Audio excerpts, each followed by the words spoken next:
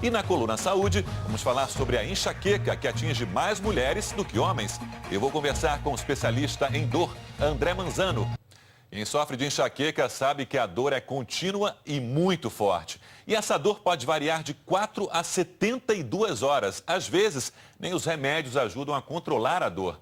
Geralmente, esse tipo de cefaleia vem acompanhada de fotofobia, náusea e vômito. Segundo o Ministério da Saúde, a enxaqueca atinge mais as mulheres do que os homens. E ela acontece mais em pessoas com idades entre 25 e 45 anos. As causas exatas da enxaqueca são desconhecidas, embora se saiba que elas estão relacionadas com alterações do cérebro e possuem até mesmo influência genética. Segundo a Organização Mundial da Saúde, a enxaqueca é a 10ª doença mais incapacitante e 15% da população mundial sofrem desse mal. No Brasil, são aproximadamente 30 milhões de pessoas vítimas da doença. E para falar mais sobre esse assunto, eu converso com o médico André Manzano, que está falando direto de São Paulo. E André é médico especialista no tema. Você também pode participar dessa entrevista. Mande as suas dúvidas para a nossa central de atendimento ao telespectador no número 4002-2884 ou no nosso site g1.com.br/globonews. Doutor, boa tarde. O que provoca, afinal, a enxaqueca? Boa tarde, Sérgio. Boa tarde, telespectador. Como você disse, nós não sabemos exatamente a causa da enxaqueca, né? O que nós sabemos é que existem alguns fatores que são desencadeantes da enxaqueca. Os mais comuns, então, é o estresse, a ansiedade, o jejum prolongado, a falta de sono, o sedentarismo, o uso, na verdade, a ingesta de alguns alimentos, às vezes queijos, às vezes vinhos, às vezes chocolate, vai depender de cada paciente. Esses são os principais desencadeantes da enxaqueca. Agora, doutor, uma das diferenças entre a dor de cabeça comum e a enxaqueca é a duração, né? Além disso, tem outras diferenças? Sim, existem outras diferenças, né? Então, a enxaqueca, usualmente, ela é de um lado só da cabeça, embora possa acontecer dos dois lados. Ela é pulsátil, ela está associada, então, como você disse, a fotofobia, ou seja, a luz incomoda muito, fonofobia, o barulho incomoda muito, náuseas e vômitos. Tá certo. E existem níveis diferentes de enxaqueca, doutor? Existem. Então, nós podemos graduar a dor de cabeça e a enxaqueca de acordo com a intensidade.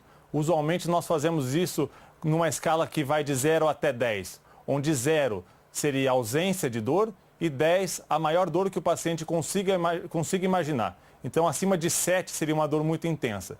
E nós podemos também classificar de acordo com o número de dias que o paciente tem dor no mês. Abaixo de 15 dias no mês seria uma cefaleia, uma enxaqueca episódica. Acima de 15 dias no mês, por mais de 3 meses, seria uma cefaleia, uma enxaqueca crônica. Chegando ao absurdo do paciente ter cefaleia todos os dias, onde a gente chama isso de cefaleia crônica diária. Doutor, estão chegando perguntas aí de assinantes, a gente vai ler aqui. Por que a enxaqueca é mais comum em mulheres e cefaleia em homens? Quem quer saber é o Kleber de Oliveira, Juiz de Fora, Minas Gerais. Kleber, de fato, então, a enxaqueca ela é 2 vezes mais frequente nas mulheres, principalmente pelas alterações hormonais que as mulheres estão sujeitas durante o seu ciclo menstrual. Essa é a principal causa desse aumento na incidência nas mulheres. Qual é a melhor forma para combater a enxaqueca? Adotando algumas medidas que podem desencadear a dor, doutor? Como fim do sedentarismo, evitar o consumo de alguns alimentos, como chocolate, por exemplo, evitar o estresse, que é bem complicado? Perfeito. Eu sempre gosto de bater numa tecla que é o diagnóstico correto. Existem mais de 150 tipos de cefaleia. A enxaqueca é um deles. Então, primeiro é preciso fazer um diagnóstico correto. O diagnóstico firmado como enxaqueca, então o paciente tem que, de fato, evitar esses fatores desencadeantes. Então, o paciente tem que comer de 3 em 3 horas, 4 em 4 horas, tem que ter uma boa noite de sono, evitar estresse, evitar ansiedade, o que é difícil nos dias de hoje, evitar certos alimentos que sabidamente causam enxaqueca para aquele paciente, não fumar e não ingerir bebidas alcoólicas. Então, o paciente precisa ter disciplina para prevenir a enxaqueca. Não é fácil para algumas pessoas, né? Mais uma pergunta de assinante, doutor, que chegou. Parei de beber refrigerante há 45 anos e nunca mais tive enxaqueca. Isso tem alguma relação? Quem faz a pergunta é o Homero de Castro, de Resende, no estado do Rio. O Homero, tem sim. Além do açúcar, que é muito excessivo nos refrigerantes, existem inúmeras substâncias nocivas nessas bebidas industrializadas, né? Agora, nem todo mundo que parar de beber refrigerante vai ter a sua enxaqueca sanada. No seu caso, fortunadamente, você parou de ter dor de cabeça. Tá certo. Deixa eu agradecer então a participação aí no estúdio em São Paulo do Dr. André Mansano, falando aí sobre um grave problema para muitas pessoas no Brasil e no mundo, que é a enxaqueca. Obrigado, doutor.